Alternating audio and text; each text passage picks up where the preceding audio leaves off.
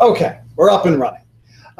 So good afternoon, evening. We're kind of on the cusp, and it's hard to tell with the clouds being as dark as they are. Hoping people are safe out there in the rain. As they come in, for those of you sitting near the door, if you could remind them to sign in, as well as to pick up the handouts, that would be very helpful. You will find in the handouts one page that I made, which looks like this. The other page is in Spanish. That is a courtesy for those of our members of this class that speak Spanish as a primary language. I was in touch with the Seminario Rabinico, which is the conservative seminary in Buenos Aires, and they gave me a whole library full of material that I will be sharing with the class over time, which will hopefully supplement what I teach with maybe a language that's easier for some of our students. So this, I hope, will bridge the gap that may come, because there's so much to learn, and I'm not fluent in Spanish. So hopefully this will help. But today we are going to be talking about the chain of Torah, because we have a basic question in Judaism, which is we know that we have God at the beginning and to the present, and we've got now. And I've got questions about now. I've got questions of, what am I supposed to do today? What am I supposed to do in this situation? What am I supposed to do in that situation? And we want to know, how do you get from there to here? How do you know what it is that God wants us to do? What is the chain of explanation, of understanding, and of action that is at the root of the basic structure of Judaism? And this will also let me explain a lot of the terms and titles and names of things that I'll be using throughout all the other classes. So hopefully this will be a good foundation, both of the theology and the feeling and the ideas of Judaism, as well as the practical nuts and bolts kind of things. Okay, good. We got the introduction down? All right. So I've laid it out in a sort of map form here, but I'm going to explain it as well, because as lovely as I think my picture is, it's not exactly self-explanatory. And so that's going to be kind of the theme throughout the evening. Not the theme of my terrible picture, but the theme of, is something enough? Do we have enough of an explanation? Do we have enough understanding? We're going to come back to that again and again and again. Okay, so we've got God. And as we talked about last week, we are very fortunate to live in a universe where our Creator wants us to know that there are better ways to live than what we might have come up with on our own, imagination. And so that requires revelation. That requires inspiring and sharing with us what it is we're going to do. And the main vehicle for that is we call Torah. And when we talk about Torah in the most precise terminology, because sometimes we use the Torah as sort of a loose meaning for all Jewish knowledge, but when we talk about it for the most precise way, we are talking about books of Moses. Beginning Genesis, Exodus, Leviticus, Numbers, Deuteronomy, or Bereshit, Shemot, Vayikra, Bamidbar, Devarim. And those 5 books form what we call, as you'll see it here, the Torah Shebiktav, the Torah that was written, the written down, concrete, crystallized in letter form Torah that God wanted us to have. So that Torah Shebiktav, that written Torah, is at the core, the bedrock of our understanding of what God wants. And when you read it, sometimes it seems pretty clear. You'll read something that says, don't murder. No problem, right? Or it says, keep Shabbat. Wonderful idea. Thank you. Or if it'll say, let your land lie fallow on the sabbatical year, right? Don't farm during that every 7-year cycle. Seems pretty clear. However, I'm guessing that all of you know how to drive a car, right? Did you all learn how to drive a car from the manual that they give you at the DMV? No? Really? Someone didn't hand you a driver's book? Yes. And then you open it up and you read it, and then you go, okay, I understand. You close the book, you go to the car, you turn the car on, and you can drive just fine. No? How did you learn how to drive a car then, if you didn't just read a book to do it? Well, the book gets you your permit. The book gets you your permit, right? You got to pass that basic test. Yes. And then how did you learn to actually drive? By driving. Practice, all by yourself. With a guide. With a guide, right? With somebody who would explain that when the book says you need to keep 500 feet between you and the other car, they're pointing out why you need to keep that distance, what that distance actually looks like, because most of us, we can't measure, 500 feet with our eyes. And that person gives an additional unpacking. Hello. An additional unpacking of what is often a very concise terms in the book into much longer discussions. And depending upon who was teaching you how to drive, it could have been a long discussion about the right way to drive. And they would have given you lots of examples, and they would have given you lots of tips. And as they watched you learning how to drive, they would have, Oh, he wants to know if he can close the door. Are we all prepared to watch the window to see if anyone's coming? Yes. Okay, then yeah, close the door. Yeah. So if you see anybody walking in, if someone could be a runner to open that door, that would be great. So that unpacking, that teaching, that explanation of what does the text mean in its details and in its implementation, that is what we call Torah Sheba'al Peh. That is the oral Torah. And it is the Jewish belief that when God revealed the written Torah, right, what is the word written here, that it had to be explained by the oral Torah as well. That in order for us to know, what does God mean when he says, wear tzitzit, wear fringes? God had to have given an explanation to Moses of what those fringes would be like. Because nowhere in the written Torah does it say, this is exactly what the fringes look like. It just says, wear fringes. And we believe that God had something in mind when he said wear fringes. It didn't mean that you should just go and decorate your clothes with whatever you felt like, but there was a particular way to wear the fringes. When God says, slaughter an animal in order to make it kosher, the way that I have explained to you, and we look through every page of the Torah, and there's no precise detail on how to slaughter that animal, we say, God must have explained that to Moses. And then when Moses was showing, someone coming? Yeah, but I think they're not doing it. Oh, he's got him? Okay. When Moses was then showing and explaining to the people what God meant by slaughter, he would have demonstrated, he would have given the examples, he would have led them through. He would have been the teacher. So all of us, I'm sure, are familiar, not just from driving, but from everything we've ever studied, that you have a textbook and you have a teacher. Learn a lot from the textbook, but to really master a subject and to answer all the additional questions and to get all the details, you also need the teacher to help explain what the textbook is trying to say. Because left on our own, sometimes when we read textbooks, we're off in left field. We can, or we just hit a wall and we don't understand. And that explanation is what we mean when we talk about Torah Sheba'al Peh, the Torah of the mouth, the oral Torah. How are we doing so far? Pretty clear, right? Makes a lot of sense. Yeah. It's important to know, however, that oral Torah was not set in fixed terms, in fixed text. The Torah Shebichtav, the 5 books of Moses, we don't change an aleph, we don't change a bet. Every letter is as it should be and stays that way. The oral Torah, we don't change the content, but what we do change is how we explain it in order that it can be understood by each student. This is why the oral Torah wasn't written down, because how do you write down a perfect script to explain keeping Shabbat that will be understood perfectly by every student for all time? You can't. You can write down certain notes, and any good teacher will have a lesson plan, will have the curriculum that they want to share, but you can't write a script that is letter by letter unchanging if you hope to make the thing understood by every single student who's going to come throughout all the rest of history.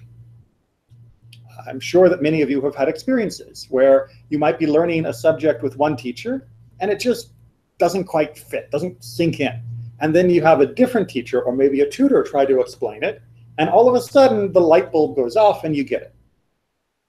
That was why the oral Torah had a flexibility of how it was expressed, of how it was explained.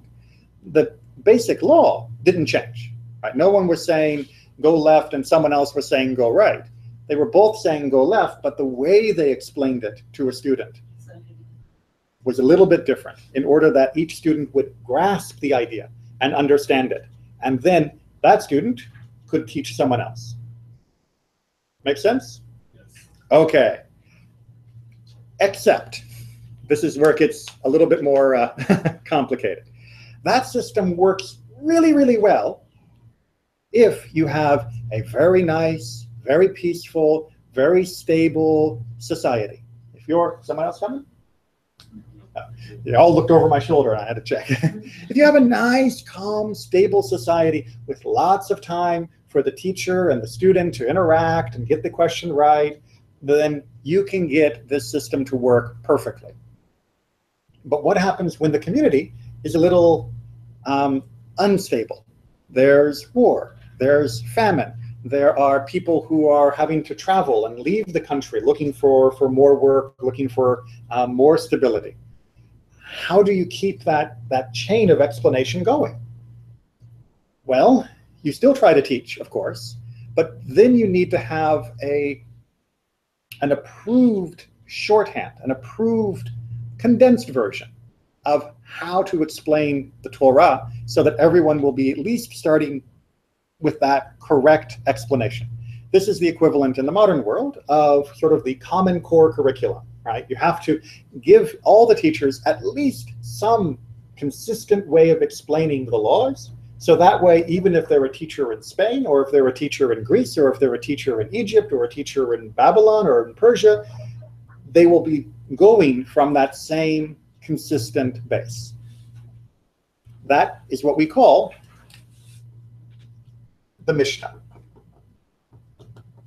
In around the year 250 CE, so we're well more than 1,000 years after the Torah itself was given, 1,000 years after we had already received the initial explanation and the people had begun to transmit and share and pass on that explanation, we were in a period of relative quiet that was surrounded by lots of trouble.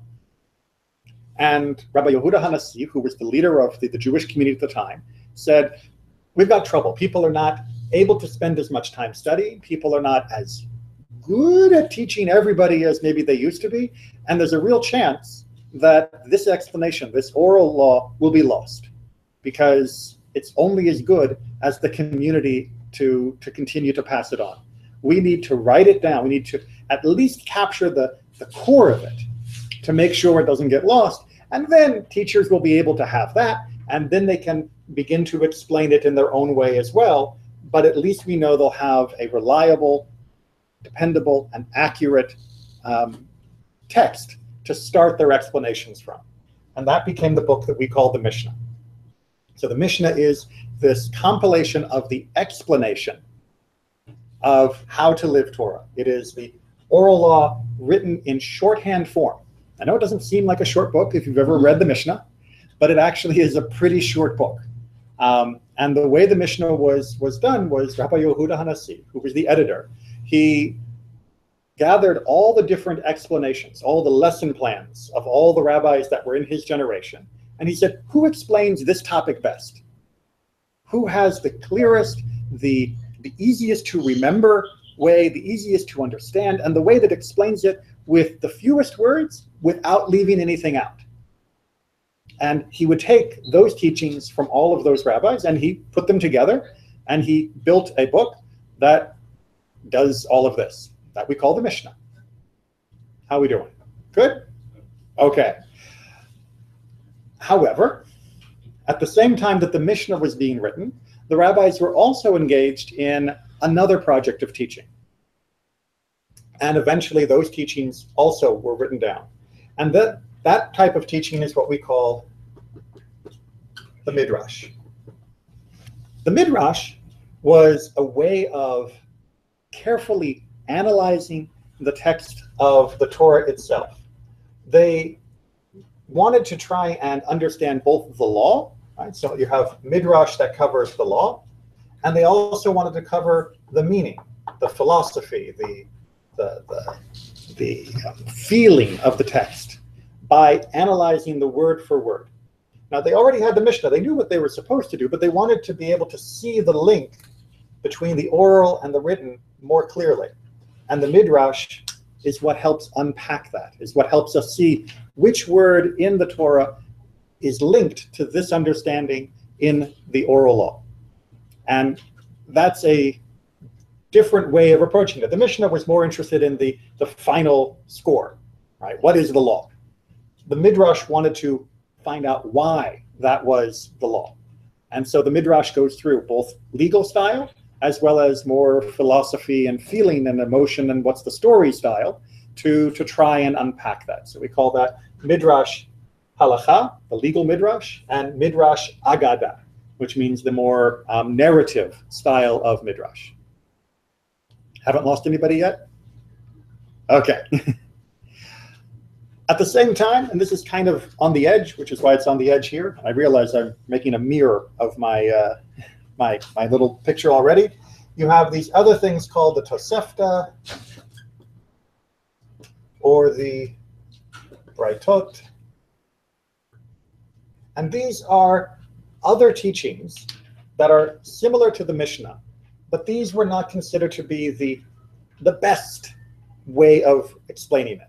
Because when Rabbi Yehuda HaNasi had to write his Mishnah, he wanted to only use one version for an explanation.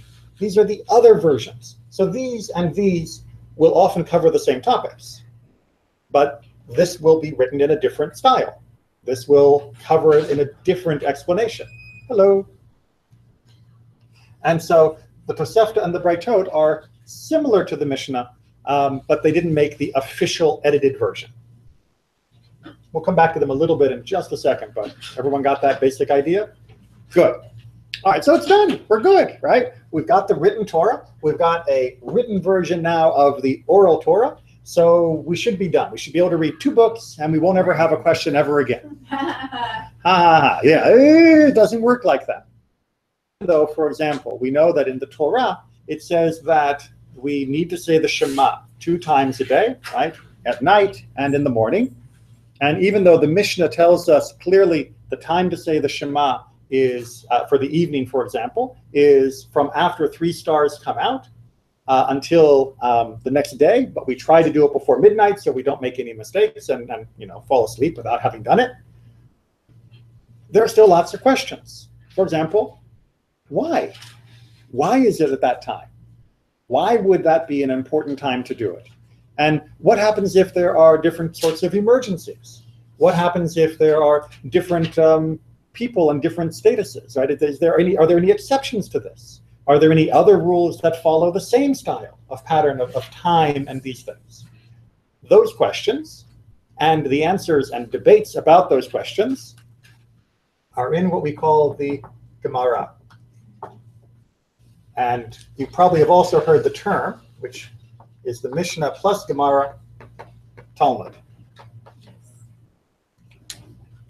The Talmud is a record written over the next few hundred years after the Mishnah of the discussion, the debate, and the ongoing conversation about what it all means and how we apply it to new circumstances or old circumstances with new information. And so that whole process continues to unfold. We got someone else coming in? Yeah, Joe Ellen. What's that? Joe Ellen. Oh, okay. Traffic. The traffic was really bad out there? Yes, all right. Well, then hopefully the YouTube version will be helpful for people. So Gemara is old circumstances with new information. That's part of what it covers. It covers completely new circumstances because the Jews who were living now in the hundreds of years after the Mishnah, the world was changing. No credit cards, but business was changing. No cars as well. Business was changing, however. Travel was changing. Other religions were beginning to be formed and having an impact. And so the Gemara had to handle those cases. The Gemara also tells some of the details that the Mishnah included in its careful wording, but weren't obvious to the average person reading it. And so they would say, why is the Mishnah worded like this? Why did the Mishnah say this? And then they would also compare one text of Mishnah with another part of Mishnah to see what the parallels were. They would also compare the Mishnah with other texts, other Tosefta or Braitot, other works that were from the same time as the Mishnah, to see if that would help them understand what the oral law wanted better.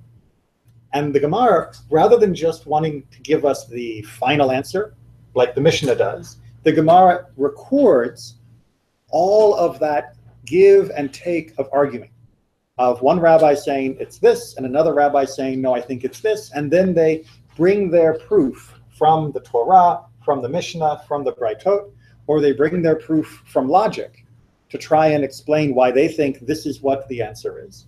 And it goes back and forth, and then eventually we have a conclusion. Eventually we have a resolution. But they didn't keep only that answer. They kept all of the discussion. And that's because the Gemara has a second job. It's not just there to help us understand the law more clearly. It's there to train your mind of how to ask and how to answer questions, of how do we discuss these different ideas? How do we find answers to these different ideas? And so when you read through the Gemara, it's like a parent helping a child to walk, holding their hands so that they can keep their balance and learn how to think, learn how to understand what it is that study and analysis really means. And so the Gemara, the more you study it, the more it shapes the way your mind reacts to questions and the way it helps create new questions so that you can find the answers you need for now. Because the rabbis knew, the sages knew, that there's no way to write one book that has all the answers forever, right? God did that here with the Torah, but the process of finding those answers, that is something that we need to master. Because you can't just look in the Torah and come to simple and everybody agrees answers for everything. You need a process to be able to pull out those answers, to extract them. It's like, you can be given a whole bunch of wheat, but if you don't know how to make it into bread, then it's not going to do you a whole lot of good. And the Gemara is teaching you how to take the wheat and turn it into bread. So that way you'll always be able to have something to eat. Question? Actually, is Sefaria includes the Gemara? I haven't checked. Is the what? The app that you told Yes, Sefaria has the Talmud in that as well. And the Sefaria app mostly has most of it translated into English. But the Gemara is a mixture of Hebrew and Aramaic. Because the people who were writing the Gemara, they lived in countries where Aramaic was the common language. That was what they spoke. Aramaic is a sister language to Hebrew. A little bit like Portuguese and Spanish are similar, but not exactly the same. So too Aramaic and Hebrew are very similar. And so the rabbis recorded their arguments in Aramaic, and then they always quoted things that were in Hebrew. So it's a mixture. Which one was first? Well, Hebrew was the first Jewish language, but which language? After Abraham. What? After Abraham, right? Right, exactly. Came from that time period, exactly. But Aramaic is also a very, very old language of the other countries near the land of Israel. So it's not our first language, but it is still a very, very old language. And in fact, we still have some prayers written in Aramaic. You may know the Kaddish, if you've ever heard. Yit Kadal v'Yit Kadash Shemei Rabbah. That's not Hebrew. That's Aramaic. That's Aramaic? Same letters, but what's that? Yeah. Once you get an ear for it, you can hear there's a different sound to it. I don't know that was Aramaic. Right. And in fact, if you also read the book of Daniel, the whole middle of the book of Daniel is written in Aramaic, because that was written in the language of Bavel, of the Babylonian Empire, which was Aramaic. Well, Aramaic and Akkadian, but thankfully he didn't write in Akkadian. We were not that bad. I've read somewhere that love thy neighbor as thyself in Hebrew is the same that in Aramaic, don't do others what you don't like to be done. Not literally. That is what they say is like. It's very similar, yes. Right. Right. Yes. The Hebrew and Aramaic. Exactly. And you'll find eventually that there are two Talmuds. There's a Talmud that was written in the land of Israel in a place called Tiberias, which is up in the north by the Sea of Galilee.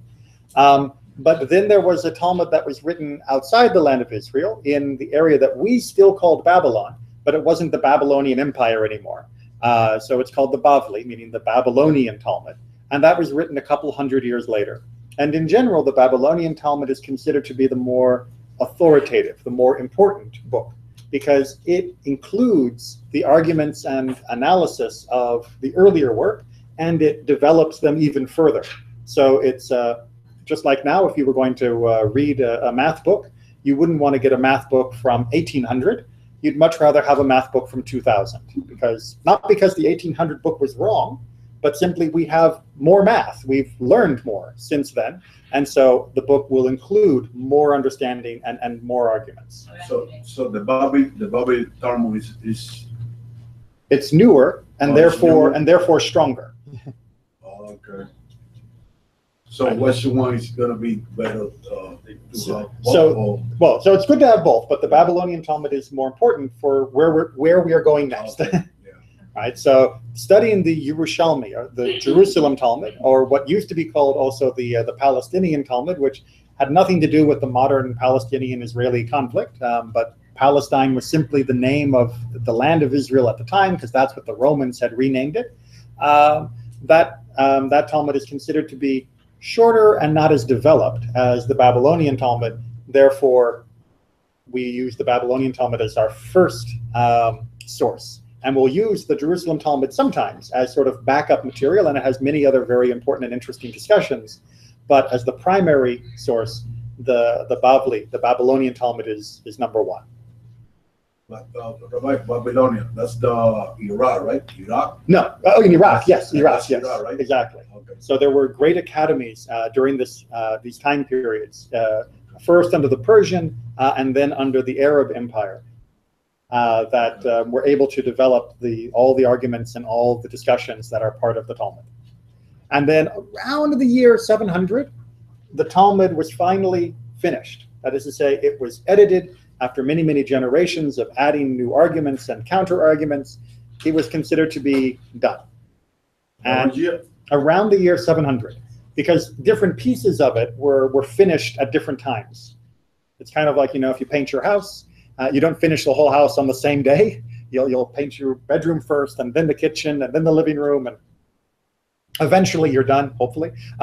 So too with the Talmud, different pieces of it were edited and worked on at different times, and then eventually all put together and finalized around the year 700, as best as we can tell. Unfortunately, they didn't have Amazon back then, so we don't have like a copyright date of exactly when it was finished, but that's the best guess of scholars, was around the year 700 for the final editing of the Talmud. Okay, so now we're done, right? We've got the Gemara, which helps us understand and think like the Mishnah.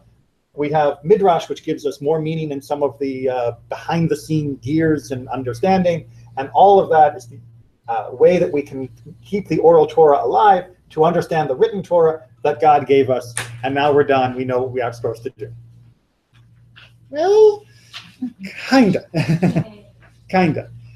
We have here, and that's why on my handout, I drew a line there. From here up, we have the basic tools to get the job done. Right? This is sort of like if you are your university, this is getting your bachelor's, right? This is your BA. You've got a mastery of the basic material. You understand how to use it, how to apply it. But there's still going to be a lot of experiences that come up that you weren't prepared for and that you on your own don't understand. You still need more information, more analysis, and especially lots of smarter people than you doing the research to figure out how things work in more detail, and also, again, to cover new situations. And that's why, if you look on the bottom underneath the line, that's where we get these three main columns. And these are going to continue underneath here, leading all the way till now. Right? That's why I didn't bother putting any dates for that, because they start and they keep going and continue to now. In the middle, I'm going to talk about that in a second, but let me do the left side and the right side, because those are extremely important to understand. Left side, right side. We'll do the right side first. Philosophy. Right? From the very beginning, after the Talmud was done, people realized that although the Talmud had a lot of ideas about God, about what it meant to be Jewish, about sin, about forgiveness, about the world to come, and about everything else in the universe, it was in little pieces here and there. And it often wasn't cleanly and clearly explained so that everyone would understand. And so sages after the Talmud began to write books that tried to explain things, that tried to explain what we would call philosophy, but what they were calling the meaning of Torah and the big ideas of Torah systematized, right? So they weren't trying to explain how do you keep kosher. They weren't trying to explain how do you run your business fairly. The Talmud does that. They were trying to explain why do we do these things? What is going on spiritually when these things are taking place? And why did God set up the whole system the way God did? And those books have been written and written and written and written and written to continue to deepen our understanding of why we're doing the stuff we're doing. And it's unfortunate because many people get caught up in all of the practical details. They get caught up in the, how do I do this? How do I do this? How do I do this? That they sometimes forget that why we're doing it is where our soul actually is going to start growing more rapidly. You'll get some benefit from simply doing the actions, absolutely. That's why God gave them as commands. He didn't just say, do it when you understand it. He knew that doing them, even if we didn't understand it, would help. But we are supposed to, we are commanded to try to understand, to deepen that spiritual connection to God through the commandments by understanding them, understanding the world, and understanding God. And this whole genre, this whole style of writing that can be called philosophy in a general sense, and sort of the way we would put it into a university course today, is made up of poetry, made up of books about God, made up of very careful writing that we would see as really modern philosophy, like Aristotle, Plato, and all of those people kind of philosophy, and also stories, and also tales that were meant to inspire and guide people in understanding. So this is a very important style of Jewish writing that has continued all the way to this day. Good? Makes sense? Okay. On the other side, this is the practical, what's called responsa. And responsa is a great sort of Latinish word, meaning to respond. In Hebrew, we call it tshuvot, which means to give an answer. And tshuvot are answers to questions. So imagine, for example, that you are a simple businessman, and you want to ask a question about, Rabbi, I need to make a contract between myself and my fellow Jew, but he lives in Egypt and I live in England, and the currency is different. I want to make sure that it's fair, but that we're also not violating any of the Torah laws. For example, I can't lend on interest with him, but I want to make sure that I'm covered for the travel costs, and it can get complicated out there, and life can be complicated. Or imagine you have another case where a woman could say, Rabbi, my husband is a merchant, and he left England going to Egypt, and he's disappeared. And we have one person who says they think they saw him in Turkey living with a new wife. What's my status? Should I consider him dead? Should I consider him alive? How do I go on living not knowing the status of my husband? So people had real questions about real problems that were not so easily answered just by reading the Torah or reading the Mishnah or even studying the Gemara. And that meant they had to ask the great rabbis in particular, but even their local rabbi at the time, these questions. Now, if they asked their local rabbi and it was a pretty straightforward answer, the rabbi would just say, here's the answer, boom, we're done. But if it was an especially difficult question, the rabbi would write down the answer and write down the explanation of why that was his conclusion. And that explanation, question plus explanation, became a responsa. It became a tshuva, right? It became a written record of an analysis of a problem that showed how, using the techniques of the Gemara and the material of the Gemara, the Torah could remain appropriate and relevant and powerful no matter what question came up. And those responses also became a record of decisions, a record of teachings, a record of how to put Torah into action, no matter what the circumstances. And that record from all these different rabbis around the world is one of the most valuable tools that we still have, because that's where you see people really thinking, really working, really trying to make Torah real. They don't just say, oh, do what you think is right. No, I'm sure both answers are okay. They say there's got to be a better answer. One answer versus another, there has to be one that's usually better. Work on it. If we discuss it, and then we share our ideas, then someone else can look at it. They can use that to help them with a new idea, or they can look at that answer and say, I think you're wrong. And then they can provide a different understanding, more study, more analysis, and then maybe I'll respond, or maybe not me, maybe my grandson. Or maybe someone in a whole different country will read it, and they'll have a different idea than both of us. And that chain, is someone coming? Okay. Thank you for being the doorman. We need to get an automatic door over there. It's, during the day, we can buzz people in, but at night it doesn't work. So the magnet locks it down. Important safety tip. Make sure for those who are here that people who are still coming in sign themselves in. We want to make sure that that goes around. Or were you borrowing the pencil? So the responsa collections have been invaluable over the last 2,000 years to keep track of all of these real world applications of Torah in real lives. And they're fascinating to study.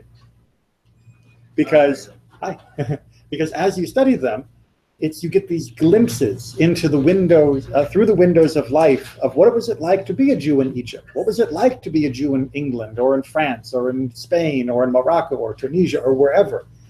And how did you find a way to make all of this work so that you could still be Jewish and still feel that no matter what happened, no matter what changed, you could find an answer in the Torah through this process?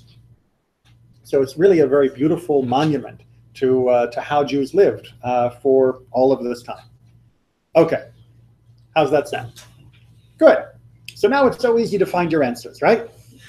Because all you got to do is learn the Torah, learn Mishnah, learn the Gemara, read what everybody's been saying about it for the last 1,000 years, and then read also the philosophy about what it all means, and then you'll be able to always find your answer. 10 years from now, you'll be able to get your answer, because it's a mountain of work to be reading all of this. It's so much information that it's almost too much information. Not too much that we should not have it, but it's sometimes so much that it's hard to find what you want. I don't know if you know the phrase, finding a needle in a haystack, right? This is not finding a needle in a haystack. This is finding one needle in a stack of 1,000,000 needles. So there's all good stuff there, but there's so much good stuff. Finding the piece you actually want, that you need for my answer right now, is pretty hard. And so there have been many people throughout Jewish history who have tried to put a system together to make it easier to find quick answers for the common questions. And that's our middle column here, what we call the law codes. These are the different authors and books, or different books I listed here, that were written to try and make all of this wonderful study, but not needed when you needed an answer quick. Because the average person, if you say, oh, I wonder what I'm supposed to do when it comes to Sukkot, right? When it's the holiday of Sukkot, how do I build a sukkah? Well, I can begin by reading the Torah, where it talks about living in a booth, and then read the Mishnah that explains what it thinks that booth is, and then read the details in the Gemara, which makes the Mishnah clearer, but adds all these other layers of debate, and I may not be able to follow all the arguments because it's kind of hard and complicated. But by the time I've done that, it's already Purim, right? It's already the next holiday. So I need the short version for some of the common and simple types of problems. And that's what these law codes were doing. So the first attempt was written by a man named Rabbi Alfasi, also shorthand called the Rif. And the Rif decided to take the Talmud, take the Gemara, and do cutting, do some editing. He said all of that arguing, all of that back and forth, and all of those talks about, you know, the philosophy and the stories, it's lovely, but it makes it too complicated, it makes it too hard. So he just went through and cut out all the pieces that were the conclusions and put them into one book. He didn't change any of the words. He didn't change the order of anything. He just cut all the end scores. It'd be like going through a newspaper and reading the baseball news. And rather than reading the first inning, the pitcher, you know, did this, and the second inning, the pitcher, no. What was the final score? That's all he wanted. So he cut those out, put them into a book, and boom, there, it's easy, right? Well, it would be easy if you knew how to find things in the Talmud, because the Talmud is not organized in any logical fashion. And I apologize to our ancestors, but that wasn't the point. They weren't trying to write the Talmud to be a reference book. Remember, the Talmud was meant to teach you how to think and how to walk. So they didn't put things in order that made logical sense. They made things in order that made spiritual sense. So that means that the Rif's book was helpful, because at least you got the conclusions, but it wasn't a quick and it wasn't an easy reference to use. So along comes a man by the name of Rabbi Moshe ben Maimon, known as the Rambam or Maimonides. He has lots of different titles. And he decides to write a book to clear all this up. And he, in his introduction, makes it very clear. He says, all of this and all of the response and all of the philosophy is too much for the average person. And they're going to make mistakes because they can't dig through all of this to find their answers. So I'm going to write a book, he says, that if you have the Torah in one hand and you have my book in the other hand, you don't need anything else. Mm-hmm. That's some pretty big statement. But he did kind of do it. That is to say, he wrote a book called the Mishneh Torah. And the Mishneh Torah is 14 volumes. It's not that big, although most copies that you see now have so much extra commentary in them, they look much larger. But it's a good big-sized book. Think of like a big dictionary in terms of how thick it is. And in that, he reorganized all of the laws. He didn't change any of them, of course, but rather than like the Rif going in the same way the Talmud did, he says, I'm going to start with the first principles. What should we believe? I believe in one God. And then I'm going to go to how do we feel? The love of God. Well, how do we love God? Well, what we do is often is prayer, and we do repentance. And so he goes through all the laws very clearly, very in order of the primary, and then how it works in detail, and then the primary and how it works in detail. And he ordered all of the ideas, all of the conclusions from all of this, plus the responsa, plus the philosophy up till his day, into this very, very clear, beautifully written, elegant Hebrew form. And in fact, his Hebrew is so good and so clear that when you're learning how to actually understand Hebrew, it's a great book to use, because he writes it so consistently with such good grammar that it's really a pleasure to read. And it was quite a success. He made things so clear that a person could read his book and finally get an answer pretty quickly. All you have to do is look for the right section. Maybe you have to read a chapter, maybe two, and boom, you know exactly how to build your sukkah. You're done. But there was a problem. You getting the pattern here? Right. So the problem was not everybody agreed with his conclusions. There were many people who said, but wait, the responses, they didn't all agree. Somebody would answer a question this way, someone would answer a question this way. And some people, when they analyzed the Talmud, when they looked at the Gemara, they came to different answers than what you did. But unfortunately, when Rambam wrote his book, he didn't put any footnotes in. He didn't say where he got his answers from. He didn't say why these were the answers he chose. He just put the answer clean, because that was his goal, was just to make it clean. So a lot of people really objected. They were very angry with him for writing this book, because they said it makes it sound like this is the only answer, but we know other communities have different opinions. They also said this is a problem because it's a useful reference, but all of this study is very important. and very important for helping you understand why the law is what the law is. Because it may be nice to imagine that if you just have the law, everything will be fine, but you'll be missing the whole philosophy and spirituality and meaning, even though Rambam talks about that some, if all you do is read the Torah and his book. And so there were many people who were very against his writing. And there was another major problem, which was he lived at that point in Egypt, and his answers reflected that community that he lived in. There were other communities around the world that had very different interpretations of some of the laws. And so it wasn't long before you found another writer, this time in the parts of Spain having come from France, that called the Roche, that decided to write a book that's called the Tur, literally the Arba'im Turim, the Roche. The head, exactly. It's a good title to have. And what he said was, I'm going to try to do what he did, but rather than organize it with these big topics, and rather than organize it as though there's only one answer, I'm going to organize it in the order of the average Jewish day. So I'm going to start the book by saying, what happens when you wake up in the morning? And then I'm going to lead you through the day, lead you through the holidays of the year, lead you through the different life cycles. I'm just going to do things in the order that you might need it. It's almost like you could take it out and read it while you're walking through the day, and you'd find the answer for what you need. But when he wrote it, he also included where he got his ideas from. And he also included that there were differences of opinion. There's this wonderful phrase, Yesh Omrim, there are those who say, meaning he would give the opinion he thought was right, and if there was a significant and what he felt valid disagreement that other communities had, he would include how they did it as well. So he included a little bit more variety. He included some variety, which was a lot more than what Rambam had done. And that made it more popular. However, seeing the pattern, eventually other communities say, well, that was nice for his community, but that doesn't quite cover us. And it also doesn't cover the fact that time keeps moving on. And we need something that's updated.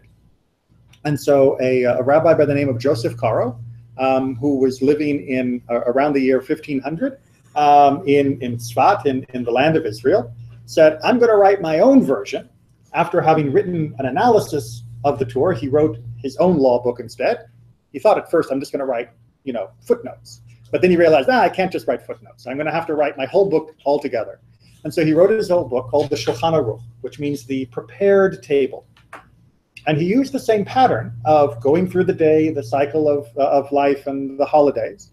But he tried to look at the Rif, the Tur, and Rambam, and all the other material that was with him.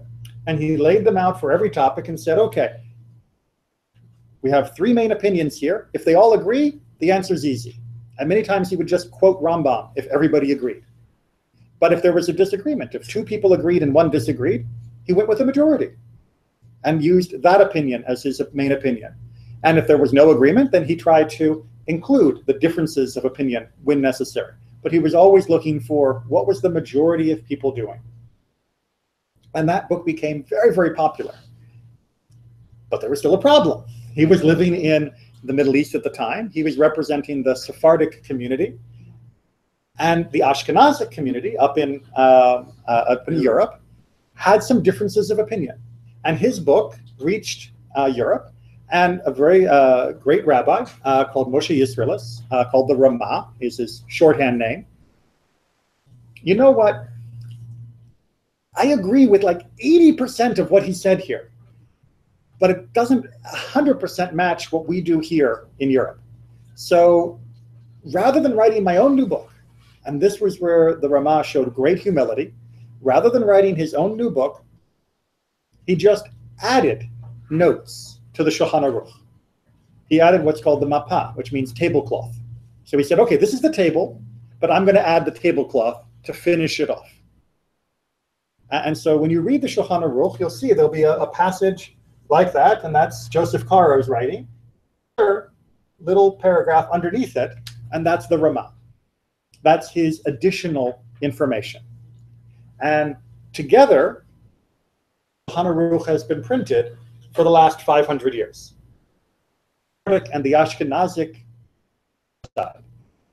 And with citations of where the things come from in the Torah, as well as the Mishnah and the Gemara, so that if you want to find out why those were the answers, and what the original discussion was, and what the original verses were, it's very easy to go back and find them. And this is one reason why the Shulchan Aruch has remained as sort of the primary legal code for Jews around the world for the last 500 years. There have been some attempts to update the Shulchan Aruch, to write very important commentaries on the Shulchan Aruch, to write abbreviated versions for sort of the common person, but the basic text of the Shulchan Aruch, of this law book, has become the main source when you want a question, to the main place to go for a quick-ish answer. And it is like that right up until this day. If I have a question, the first book I'm going to check is going to be the Shulchan Aruch. And then afterwards, I'll look in other materials to see if there are opinions that have been written afterwards, or if there's other opinions before it that might be more relevant. All right. I can breathe. What was the Hebrew word for tablecloth again? Mapa.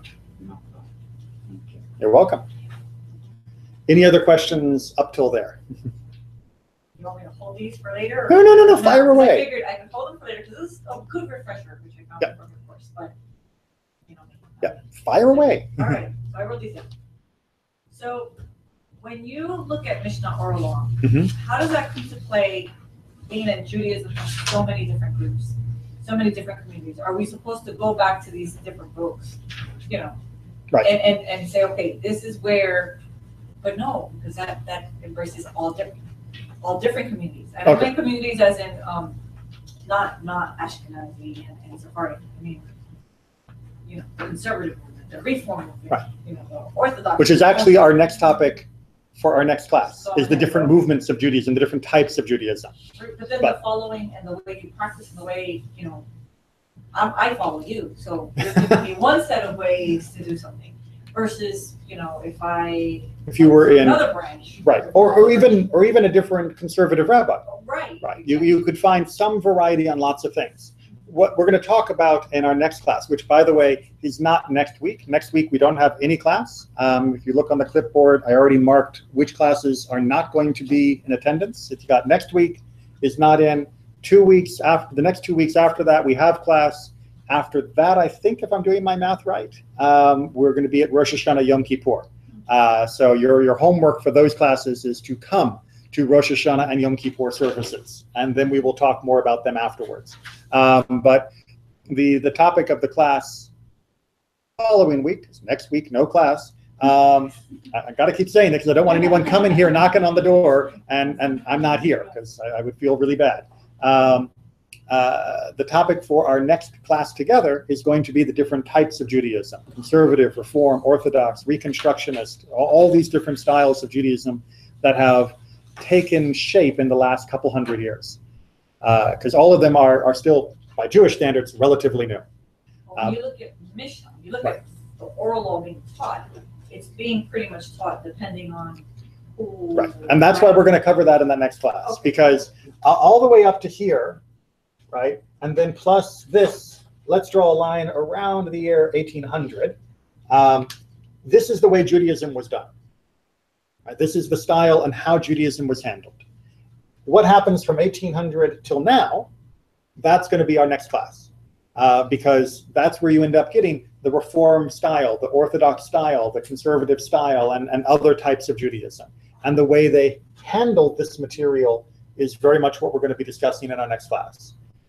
But up until around 1800, more or less, this was the pattern for Jewish communities around the world, of using the law codes together with the updates from the responsa and looking at the analysis and the careful details, together with the inspiration of the philosophy, of the poetry and expressions of God through the stories, and then making sure that we continue to shape ourselves by understanding the oral law itself through the debates of the Gemara, so that the Torah made sense to us and was a true living and shining document, would consistently lead us back to God.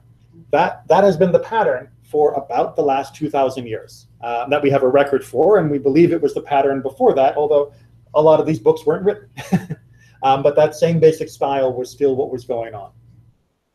What happens after that, the modern world, that's in 2 weeks' time. Gotcha. Okay. The responses. Yes. Are those still going on? Are those still being recorded? Are we still adding needles to the needle pile? Yep. We still are. Absolutely, absolutely. And we're doing more than ever. There are more Jewish books being printed. And in terms of responses, all the major movements and all the major styles of Judaism are still writing new responses. In fact, if you go to the Rabbinical Assembly website, which was in the handout that I had last week, but it's rabbinicalassembly.org. It's not hard to remember. There was a section on Jewish law. And I think from around the year 1990 or so onward, all of the responses that have been written by the conservative movement are there in digital format.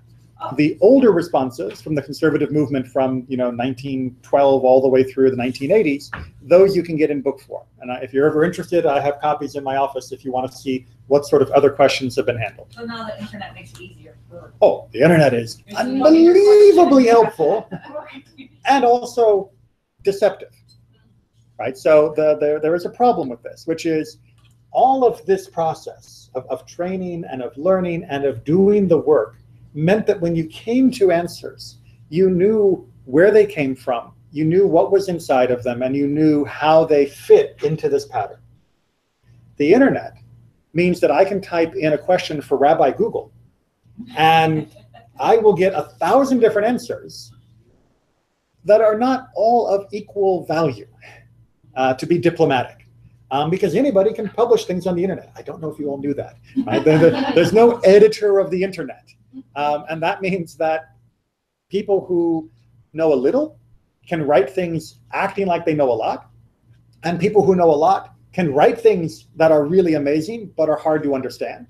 And there are also people who disagree with each other. And knowing which is the, in quote, right answer is sometimes the wrong way to be approaching it.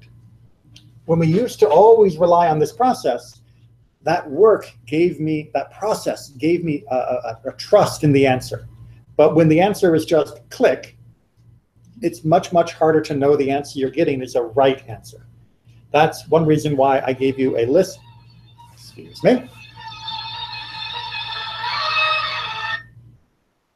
That's one reason why I gave you, let's turn that down, a list of websites that are reliable, that have good material in them. Wikipedia, like I said, being mostly reliable, usually more incomplete than wrong. So it's not the only thing. What they talk about isn't the 100% of all the information, but it usually is at least correct. And also gave you some books that you can use as reliable books.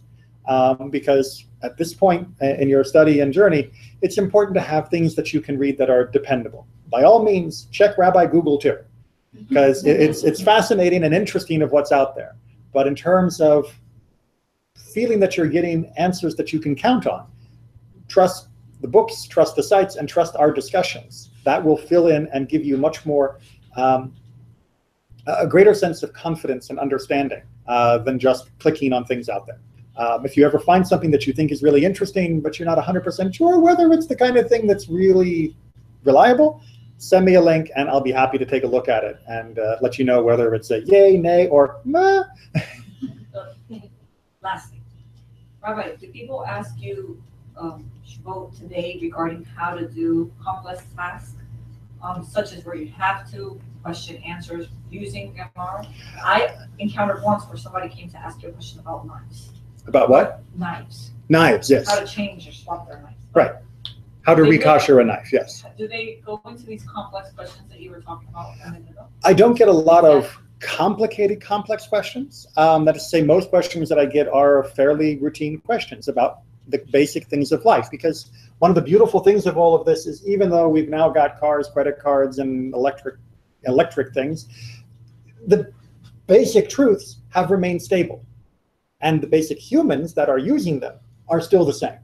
So it's still very applicable and very useful. And most things in life have already got an answer for them. But occasionally, yes, there are times when I need to go look in the Gemara for more unusual questions, or I need to look for tshuvot about more complicated questions that I can't get an answer from the Gemara on my own from.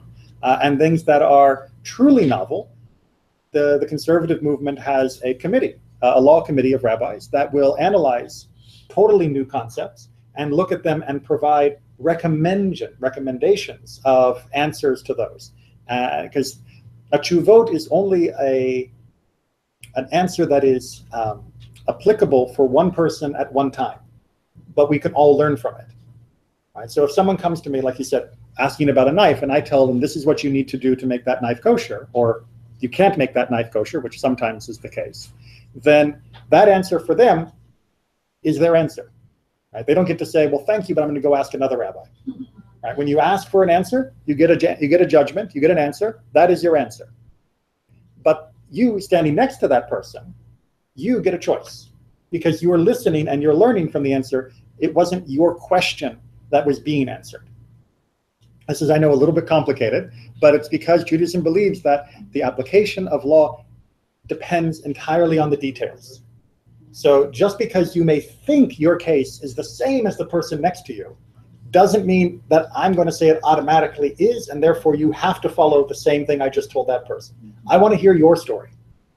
I want to hear your details. I want to find out what is actually going on, because sometimes small details can make big differences. Do you have more? No, thank you for your time. Of course. Well, we got a hand over here first. I just had a question. In the beginning, you talked about guides, guide to this and guide to that. Don't all those serve as a guide? I mean, aren't we all, like, at some point supposed to naturally, spiritually develop towards God? And so Yes. those kind of are here to support that process. Not a matter of you're going to go and start reading and now you're going to be spiritually ready to communicate. You understand? Yes, exactly right. Right. So there are two main goals in Judaism. Well, there are two main goals that look separate, but they're really the same. Right. There is the goal of how am I supposed to actually live my life? What am I supposed to do today? What am I supposed to do tomorrow? What am I supposed to do with you? What am I supposed to do with my job? There's that goal of Judaism is to help us know the answer to that.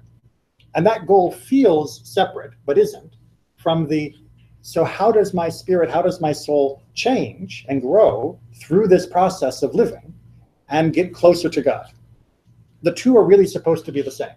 That is to say, by knowing how I live my life, I'm supposed to be able to know how to grow spiritually towards God. The commandments are the tool that help that spiritual growth take place. But we have to know how to do them, and we have to know why to do them in order for doing them to be the help that it is supposed to be for our spiritual growth. And so, absolutely, these are all meant to be guides, but they are guides that are more than just suggestions, more than just recommendations, but are really giving clarity, thanks to the wisdom of the ages, into this is a way to walk in order to get closer and closer through the path of Judaism. And that makes it a more reliable guide than, like, the Lonely Planet travel guides, which aren't always accurate, I know from personal experience. So there are guides, and then there are guides, is what I'm saying. But you're absolutely right that the ultimate purpose of all of this, which is why it's at the top of the board, is God. And turning what God wants from the world, as revealed through the Torah, into a real world, rather than the words on the page, which are so easily misunderstood. That all of this process is exactly about getting back up to that top of the board. And yeah, it's very important to remember that if you get so caught up in all of this that you don't remember that, that it's just mechanical. And that's not the purpose of this. There is at least a bonus that if you get caught up in this and are living a good life because of it, hey, at least you're living a good life, and that's better than not.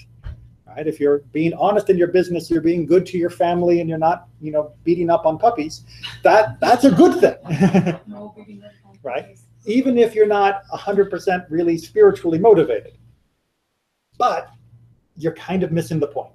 Right? There is a spiritual aspiration embedded in all of this that really you need to be trying to search for, which is why, even though that whole meaning column of philosophy, which covers all of the interpretations and explanations and mystical reaching, it doesn't get a lot of press, but is really, really important to keep coming back to the why questions. Because that's where we make sure we got that linkage going all the way back up to the top. A simple question. Why the oral Torah became written? What was necessary to write it? Right. So during the generation of Yehuda HaNasi, there was a brief lull, a brief break in the fighting and trouble that was afflicting us. The temple had already been destroyed. The revolution against the Rome from Bar Kokhba had failed, and it was that generation's Holocaust of massive murder and strife. The Jews were becoming weaker and weaker in the land of Israel, and we were becoming more and more spread around the world. And there was a real worry that as the people spread and as we got weaker, the chain would eventually snap. And in order to prevent the chain of oral from snapping, they decided to at least write down this version so that we would have a record no matter what, so that we would have something to hold on to. Even if we were in a different country, even if we were far from a great teacher, at least a mediocre teacher with the Mishnah would be able to keep us going. And so they wrote it down as kind of like a first aid kit. Like they sign a covenant between everybody who are spread out. Just remember to come back together. Well, if it were possible to get everybody to come back for annual conventions and have all of that, that would have been great. But during that time period, we were becoming more spread out, not closer together, and travel wasn't as easy as now. So this way we could still be. It was a safeguard. Absolutely. So that at least we would have one reliable copy of the oral tradition, and you wouldn't have to worry about whether your teacher remembered everything or had forgotten something because the teacher was killed because your teacher could check the book. And that was really, really important. We know that there were many difficulties prior to the Mishnah being written down. For example, between the schools of Hillel and the schools of Shammai. We'll talk about them some other time. We got a little face at the door. That the students weren't always as good as their teachers, and that meant that the students made mistakes that their teachers would not have wanted them to make. And that created a lot of strife in the Jewish world. Having this consistent system made it so that we were all using the same tools, we were all using the same process, and that meant we could respect each other's answers much more dependably. And that's, I think, letting us know that we've gone over time. So remember, no class next week, class in 2 weeks, as we talk about what happens between 1800 and now and what the different styles of Judaism are. Okay, thank you. So everybody know.